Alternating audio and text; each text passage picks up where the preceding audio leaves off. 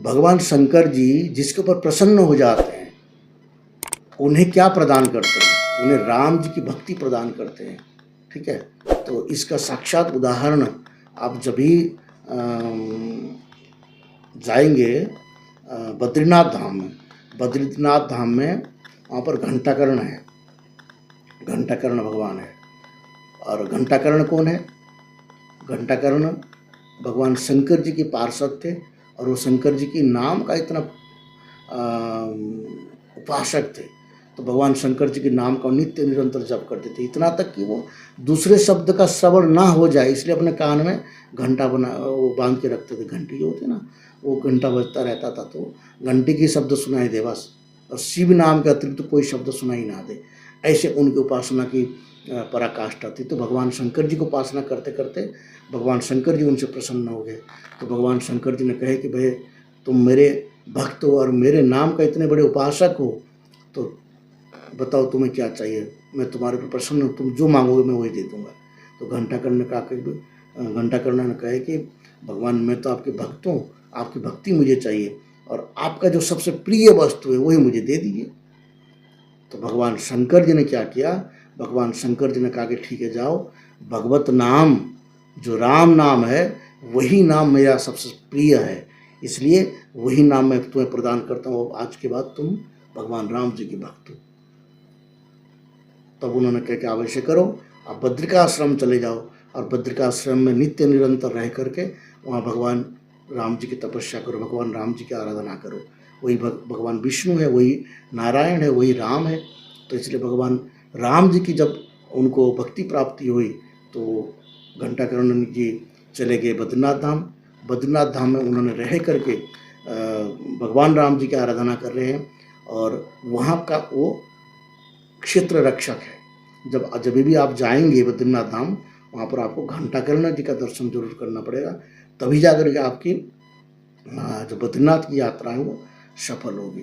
तो भगवान शंकर जी जिसके ऊपर प्रसन्न हो जाते हैं उनको क्या प्रदान करते हैं? उनको वो अपने भक्ति प्रदान करते हैं और अपने जो सर्व प्रिय भक्ति है वो क्या है? श्री राम जी की भक्ति।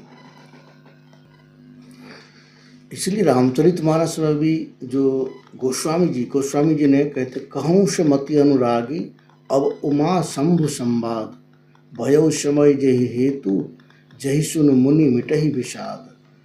गोस्वामी जी कहते हैं कि जो उमा और शंभु का संवाद है वही मैं आपको सुनाता हूँ। ठीक है, रामचरितमानस के माध्यम से। तो एक बार त्रेता युग माही शंभु गए कुंभज ऋषि पाही। कुंभज ऋषि के पास भगवान शंकर जी त्रेता के युग में जिस समय राम जी का अवतार हुआ था उसी समय कुंभज ऋषि पाए। कुंभज ऋषि के आश्रम में गए। संग सती जग जननी भवानी पूजे ऋषि अखिलेश्वर जानी राम कथा मुनिवर जब खानी सुनी महेश परम सुख मानी। तो कुंभज ऋषि ने भगवान राम जी को भगवान राम जी की कथा शंकर जी को सुनाई, साथ में सती जी भी थी। ठीक है, तो भगवान जो शंकर जी है वो राम जी के परम प्रिय है। राम जी की कथा के प्रति भगवान शंकर जी का परम अनुराग है। इसलिए रामचरितमानस में भी कई जगह में इसका संकेत आया है कि भगवान शंकर जी तो भगवान राम जी के नित्य निरंतर जप करते हैं। तो भगवान शंकर जी जिसके ऊपर प्रसन्न हो जाते हैं वो उनको क्या करते हैं? राम जी का भक्ति प्रदान करते हैं। ठीक है, और जैसे मैं शंकर करा